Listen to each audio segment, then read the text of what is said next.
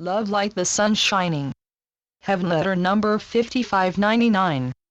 March 24, 2016.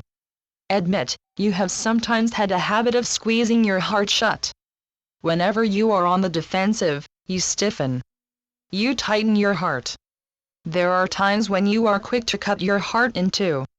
You want to be shown constant love, even as you withdraw your heart to protect yourself from love rushing toward you, perhaps from fear that love will later be pulled away from you, or that you will misinterpret the love you noticed all the while.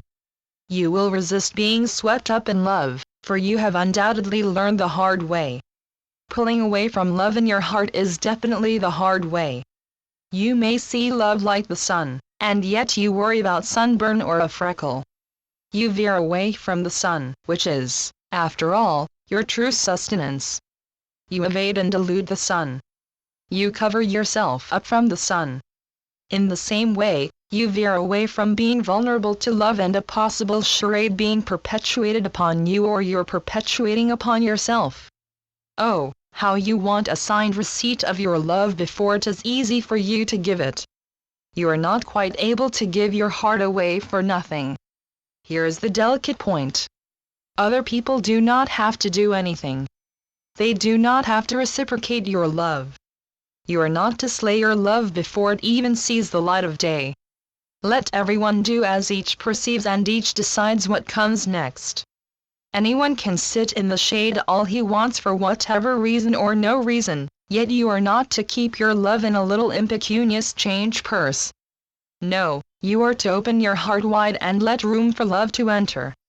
Your responsibility is to give out and not to be accountable for a return. You take a chance on love, even on the love in your own heart. And, if love from your own heart flees, well, love is as love does, and you are also free to let your love continue to be love without your owning it or another's owning it. Any way you slice it, love is not to be held on to for dear life. Love is love, and love is not a performance or a debt anyone has to repay. If you want to be indebted to love, be indebted that you have and have had love in your heart, even if your love flew away, or the love from another to you flew away. Yes, love is a bird with wings and is not to be caged. Love cannot be an obligation from anyone's point of view. Some of my children love more easily and love continually, whereas for others, it is not so easy to keep on loving. Some loves seem to have a hiatus and then restores itself. Some of my children's love seems to come and go, and yet, remember, there is, nevertheless, love within you that transcends time and place. Marriage is a challenge. The one person you marry may seem to be the most difficult of all to be one with. Sometimes you find a way to stay in harmony, and sometimes you take a detour. Either way, your hearts soar. And, sometimes, you stayed together because you cannot bring yourself to leave. There is so much tied up in a vow. Who knows beforehand the one he or she is marrying? You may not know who you yourself are before you tie the knot. And, anyway, who knows the future? Who knows how to separate the future from the past?